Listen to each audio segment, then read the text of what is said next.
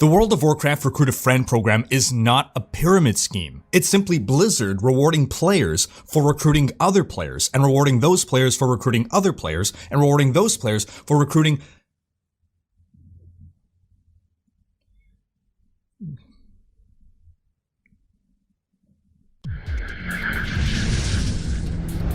Hey folks, this is Rhykker with a gaming news wrap-up video where we discuss the happenings of the week. This week's topics include the UK government putting a bullseye on loot boxes, a new microtransaction pissing off Path of Exile fans, a dumb criminal getting the FBI after him for DDoSing WoW servers, and more. As always, discussion timestamps can be found in the video description, but right before you skip ahead, just a quick reminder to ring that sub notification bell to be alerted to new Saturday episodes and keep up with gaming news highlights. Now before we move on, just a quick word from this video's sponsor, Hunter's Arena. This upcoming PC game combines the MMORPG and Battle Royale genres. 60 players, 1 map, 1 winner, or 1 winning team of 3, whoever survives until the end. Everyone starts off in a central village, then typically spreads out to the edge of the map in order to start farming. Throughout the match, you fight monsters and bosses and level up, and over time the map closes in, forcing you back towards the central village, toward more dangerous monsters and towards the most dangerous monster of them all,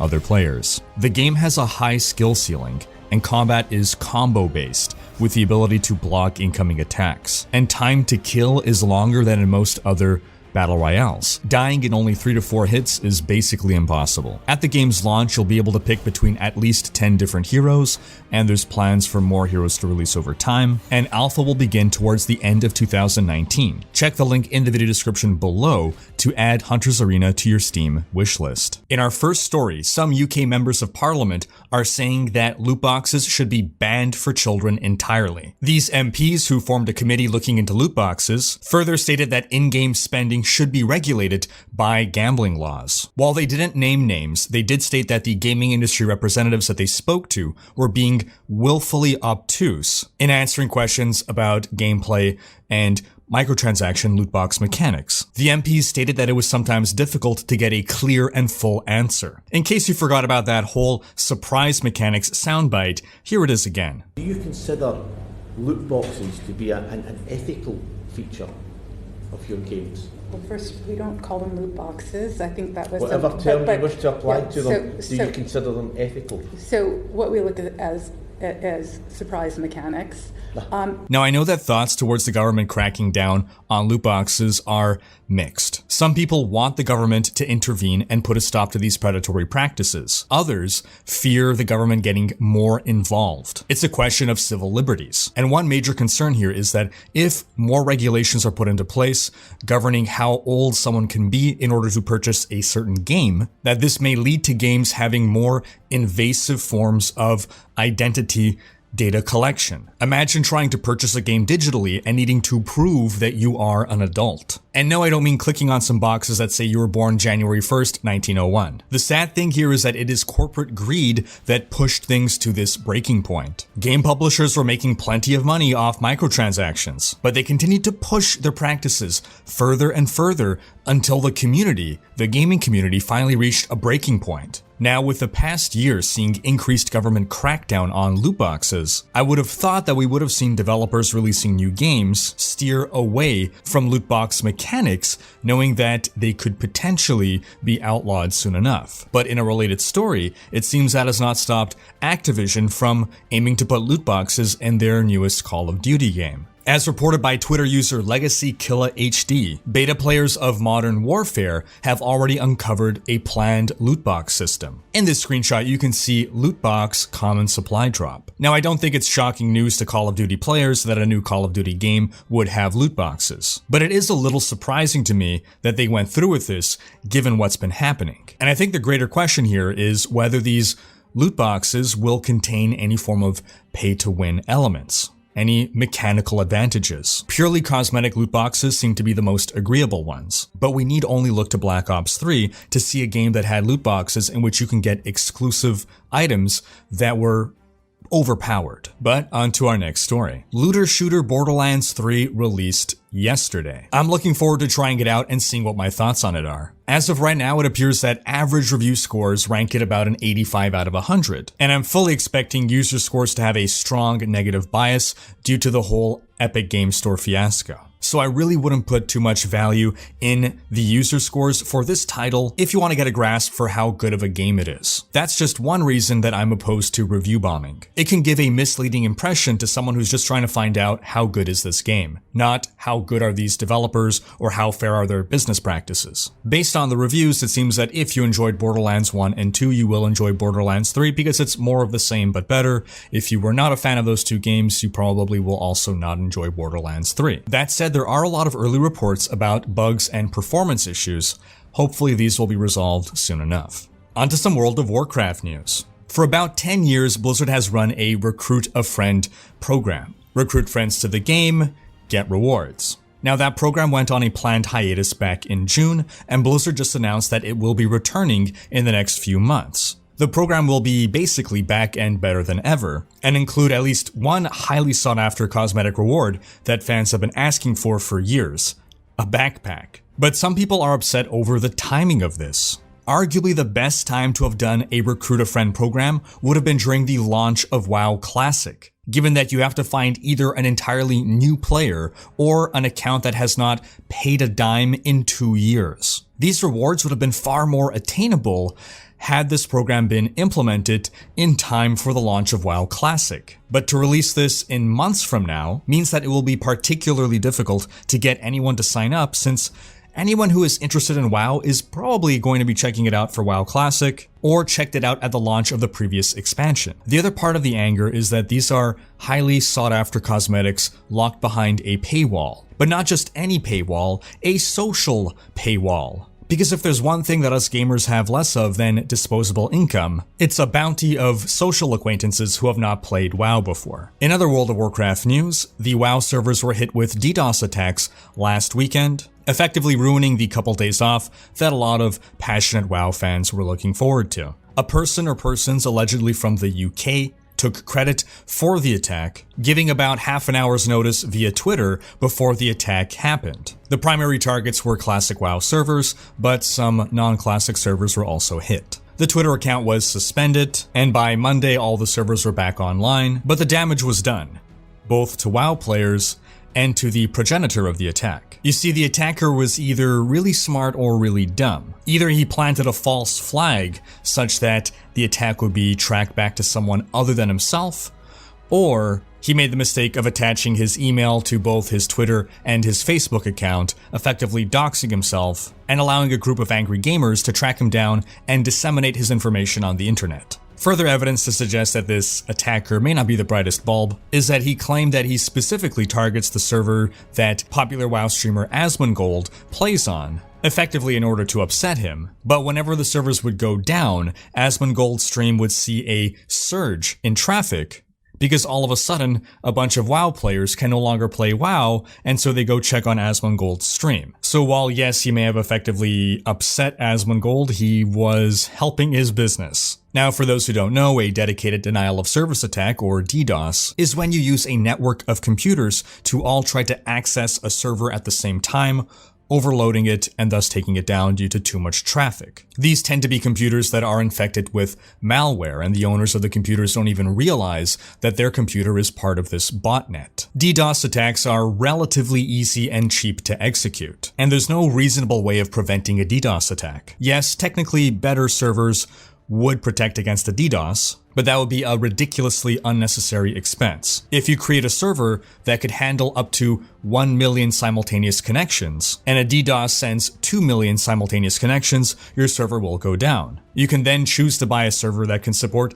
10 million simultaneous connections, but if on a regular day, barring a DDoS attack, you're only getting 500,000 simultaneous connections and you're paying a whole lot extra for nothing 99.999% of the time. It's much more cost effective to simply deal with the DDoS attack when it's happening.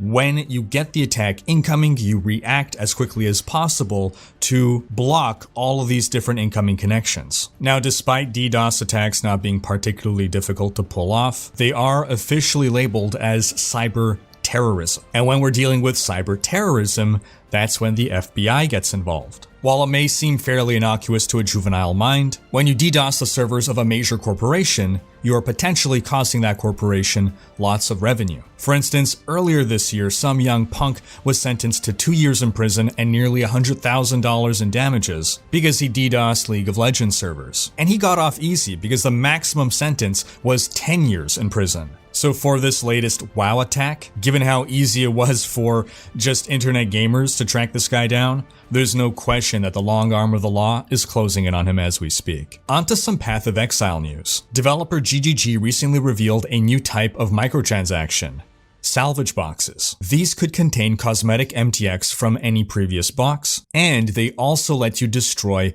duplicate cosmetics in order to increase the odds of getting better cosmetics in the salvage box. And these salvage boxes were met with instant hate. And this is for a couple of reasons. First off, this seems to be a microtransaction for people that already spend a lot of money on microtransactions, so much so that you need to have accumulated duplicate cosmetics. Had people been able to salvage any cosmetic, for instance, cosmetics they received but don't actually like, things would have gone over better. But then, people that already have a lot of duplicates will use up their duplicates in this system, but because they already have so many of the cosmetics, they're more likely to just get another duplicate because they're not guaranteed to not get a duplicate through the salvage box. And lastly, it just seems that a lot of games have free systems that prevent you from getting duplicate items or otherwise cashing in duplicate cosmetics, and it really upset players to feel like they have to pay for this feature. Regardless, within a couple of hours, the system was taken down. An edit appeared at the top of the page stating, "Due to intensely negative community reaction, this box has been removed from sale." The attached YouTube video was unlisted, but not before it got a high proportion of downvotes. And while I think this is another good example of GGG responding to community feedback and doing so in a quick manner, some people feel that GGG should not be let off the hook so easily, that this system shouldn't have gone through at all. But I turn the question to you, what is your impression?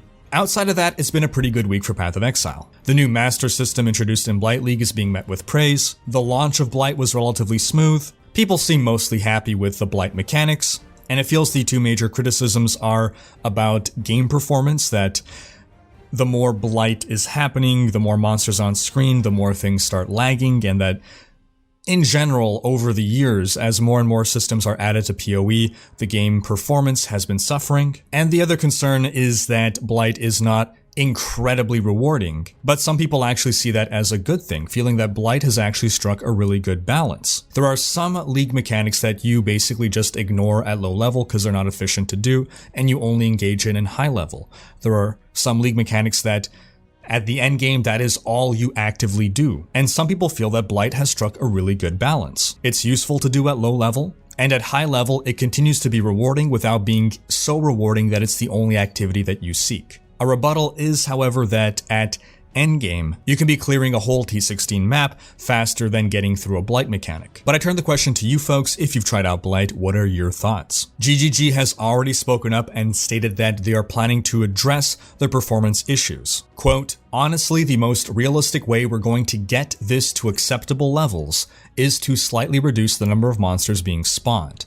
We're going to be very careful to make sure that the encounters are still hectic, fun, and rewarding, but it'll probably involve slightly fewer entities being tracked and rendered." The team further stated that they look to make Blight more rewarding as well at the endgame. Now, there is another lane of criticism that seems to be leveled by tower defense players, and that's that they feel that at endgame, Blight becomes too chaotic. The pace needs to be slowed down and be made more like a tower defense where you have a pause between waves, that monsters should come in waves and you have time between those to strategize, analyze, lay out your towers, and of course, like any tower defense, have the ability to skip if you want the next wave to just come immediately. This is something that I would personally desire, and I also would like if in multiplayer games everyone got their own section to cover and their own pool of resources with which to build their towers. Onto some quick Diablo news. A game called Diablo Island has made its way onto Steam. Its description reads, "This is a real adventure island survival game. Your life on the island lasts only 1 hour. There are Diablo devils on each island. If you inject your life crystal into Throne of Life, you will have a longer life. The game has the equipment system similar to Diablo 2, and the icon in the logo is literally the Diablo desktop icon." I reported this game for blatant copyright infringement days ago. It's very concerning that it hasn't been taken down yet. I imagine that these devs may come from a foreign country in which copyright laws are very lax, but Steam's copyright laws should be pretty harsh. And I'm honestly shocked that a game that is so clearly ripping off the Diablo brand has been allowed to exist on Steam for this amount of time. Onto some Diablo 3 news. We're a couple weeks into Season 18, and I just wanted to quickly update you folks on changes that I would make to the tier list that had my predictions for the best builds of Season 18. For the most part, things have been panning out, and I remind everyone that early season performance is not always indicative of late season performance. There are builds that perform very strong in the first week or two, and then by the end of season are superseded by other builds. But even given that, there were some surprises for me. First off, with Condemn. I put the Legacy of Nightmares Condemn build in C tier. I would now upgrade it all the way up to A tier. This has been a dark horse that came out of nowhere, and I'm quite happy to see this shakeup. Apart from that, I would upgrade the Legacy of Nightmares Wave of Light Monk from B tier to A tier. I would upgrade the Zunimasa Dagger of Darts Witch Doctor also into the S tier along with its Legacy of Nightmares counterpart, and I look forward to seeing if any other surprises emerge. And that's going to wrap up this week's video. But I encourage you folks to check out last week's video, in which we cover Activision Blizzard's suddenly rising stock. Thanks for watching. Special thanks to my Twitch, Patreon, and YouTube supporters for making these videos possible. If you like what you see on this channel and want to support the creation of more content, you can consider pledging on YouTube or Patreon and unlocking behind-the-scenes content, monthly virtual hangouts, and more. If you enjoyed this video, please share it, check out these other videos, and subscribe to join Rhykkers Raiders for more gaming content.